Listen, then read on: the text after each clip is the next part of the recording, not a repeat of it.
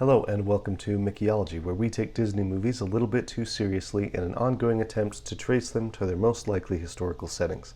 I'm Austin Rathall, history teacher and lifelong Disney devotee, and today we are tackling the Disney classic Sleeping Beauty. When I was a kid, we got Sleeping Beauty on VHS one Christmas, and it quickly became a movie that we watched on repeat, probably for that entire year. I was pretty little, and even if Sleeping Beauty wasn't my favorite Disney movie of all time, it certainly kept my attention, even though it was a princess movie. This was a movie that had funny scenes. I always thought it was really funny when the fairies try to make the cake and the dress and they make a mess of all of that. I really enjoyed the climactic scene with the dragon where everything's on fire and the prince is using his sword to beat the dragon. And although I probably wouldn't have phrased it this way at the time, Maleficent was a villain that I loved to hate. She had such a great presence and even still is one of the all-time great Disney villains. So the question is, when and where does this story take place? Let's examine the clues and see if we can discover the physical and temporal setting of the story of Disney's drowsiest damsel.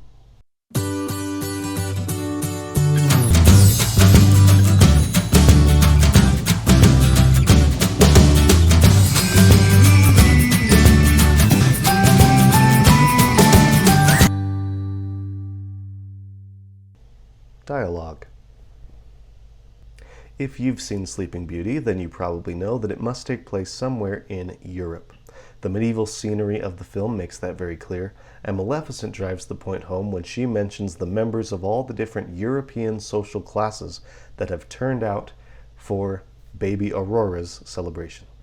Well, quite a glittering assemblage, King Stephen. Royalty, nobility, the gentry, and how quaint, even the rabble. We get another possible clue to the film's setting in the drinking song that King Hubert and King Stephen sing together. The song is called Scumps, and they repeat that word several times. Several people online have speculated that Scumps is a variation of the Finnish word skumpa, which means sparkling wine.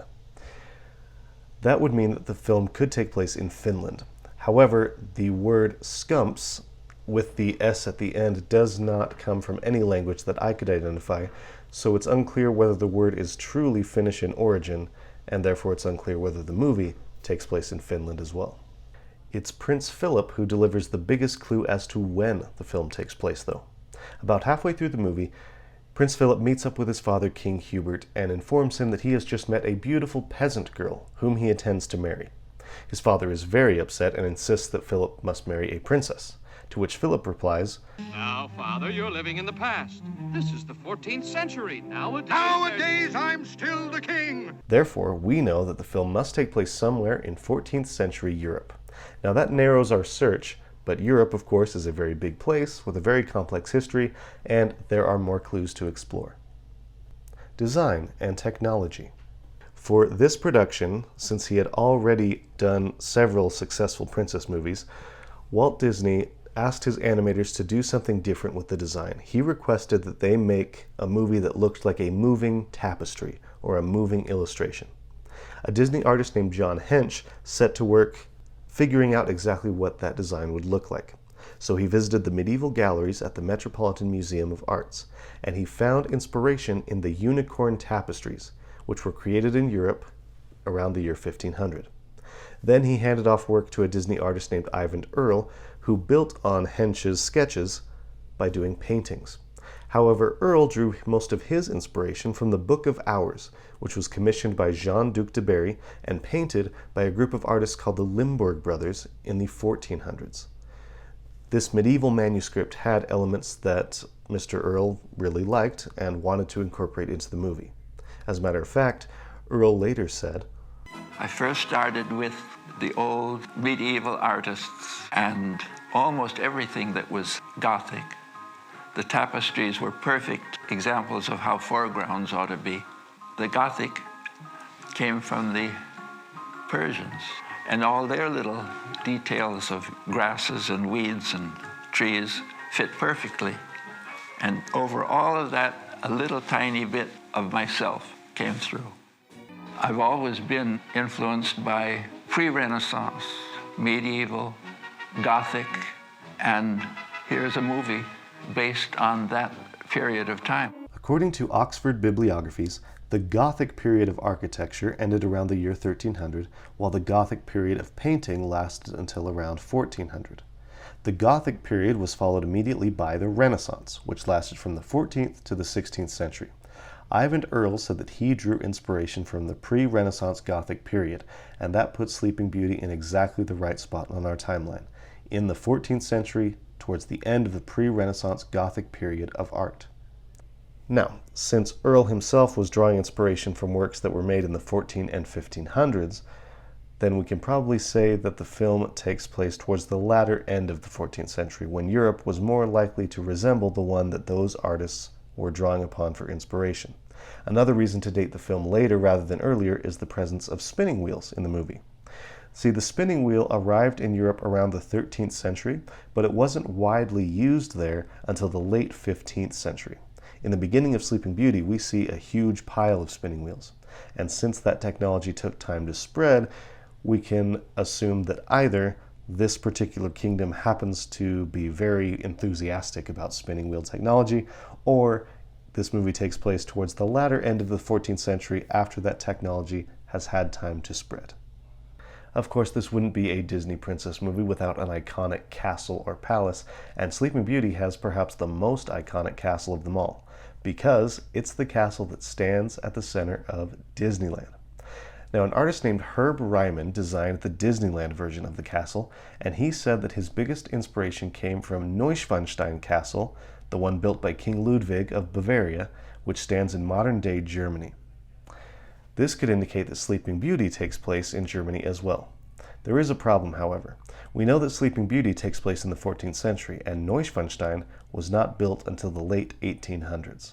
Therefore, the two castles don't belong to the same era of architecture. So far, we can infer that Sleeping Beauty takes place somewhere in 14th century Europe, possibly Germany, in the latter part of the 14th century. The question is still where exactly. There is no map of King Stephen's kingdom that we see in the film, and the kingdom is never named. How then can we determine which kingdom, if any, Sleeping Beauty takes place in? Well, the answer may lie in a particular aspect of the movie's design. Heraldry. At the beginning of the movie, people from all around King Stephen's kingdom gather to pay homage to the newborn Princess Aurora. As they march onto the castle grounds and fill the great hall of King Stephen's palace, we see them bearing many different tapestries and banners, each with different symbols and colors and designs. This is an example of what we call heraldry. Back in medieval times, there were men called heralds, and it was their job to announce knights as they came to compete in tournaments and to serve as messengers for knights and kings during times of war. The different knights and kings that existed at that time represented their family or clan or kingdom through the use of different symbols and colors. It was a herald's job to know those colors and symbols, and they would compile them in books called armorials. Heraldry, then, is the art of reading all of these different crests and symbols, and studying heraldry can allow you to examine a medieval image and know exactly which knights come from which families and countries simply by examining the symbols and colors that they bear. Therefore, if we can recognize some real symbols inside the palace hall scene, we may be able to tell exactly which kingdom Sleeping Beauty takes place in. But there are a ton of symbols and banners here in this scene, so it seems pretty daunting to try to sort through them. However, I think there is actually an easy solution to this. Remember, Maleficent specifically says that the nobility has come to this celebration. Since most of the symbols that we see in the hall are going to belong to individual families of nobles, we can ignore those. The ones that I think are going to tell us which kingdom the movie takes place in would be the symbols immediately around King Stephen and his throne. If we examine those, we may be able to tell what kingdom it is that he rules. We see one particular symbol displayed over and over on and around the thrones. It's the fleur-de-lis. As I've mentioned in other videos, the fleur-de-lis is a symbol that has been associated with French royalty for centuries. This indicates that the film may take place not in Germany, but in medieval France. However, the fleur-de-lis was not exclusively a French symbol in medieval times. It also showed up in the heraldic symbols of Italy, Germany, and England. The fleur-de-lis is also not the only symbol we see around the thrones. In addition to these three pointed leaves, which I could not identify with any real-world heraldic symbol, we see many depictions of a black eagle. This black eagle appears most prominently on a great shield above the thrones, placed against a yellow background. It turns out that this shield is a real symbol from a very real and very powerful state. This is the symbol of the Holy Roman Empire. The Holy Roman Empire began when Pope Leo III bestowed the title of emperor on the Frankish king Charlemagne in the year 800. The German king Otto the Great revived that title in the late 900s. According to one source, by the 14th century, the empire was, quote, comprised of present-day Germany and extended across Prussia, Hungary, Bohemia, Switzerland, and parts of southern and northern Italy. Literally hundreds of smaller principalities, duchies, and counties composed the empire. The German emperors of the Holy Roman Empire adopted as their coat of arms the same black eagle against a yellow background that we see in the movie. Sometimes the eagle was depicted with one head, and other times with two. We see both versions of the eagle in Sleeping Beauty. This indicates that the movie does indeed take place somewhere in the Holy Roman Empire, and King Stephen either rules the empire itself or a kingdom within its borders. There is strong evidence that Stephen is in fact the Holy Roman Emperor because the symbols that appear around him and his throne show up in pictures of the original Holy Roman Emperor, Charlemagne. Now, what about King Stephen's palace? Is it an anachronism because the castle was based on Neuschwanstein and Neuschwanstein wasn't built till the late 1800s? Well, not necessarily. You see, Neuschwanstein itself was based on earlier castles and descriptions of those earlier German castles. And King Stephen's castle also resembles several real German castles that date back to earlier than Neuschwanstein, around the time of the 14th century or even before. Such castles include Dechar, Wernigerode, Reichsburg, Vianden, and Hohenzollern. Now, each of these castles did fall into disrepair and were heavily rebuilt after the time of the 14th century. However, since they do resemble Stephen's palace and since they do come from the right era, that could be a strong indication that Stephen's palace comes from Germany. Conclusion. Based on the movie's dialogue, design, and heraldry, I am placing Sleeping Beauty in the Holy Roman Empire, in or near modern-day Germany, in the late 14th century.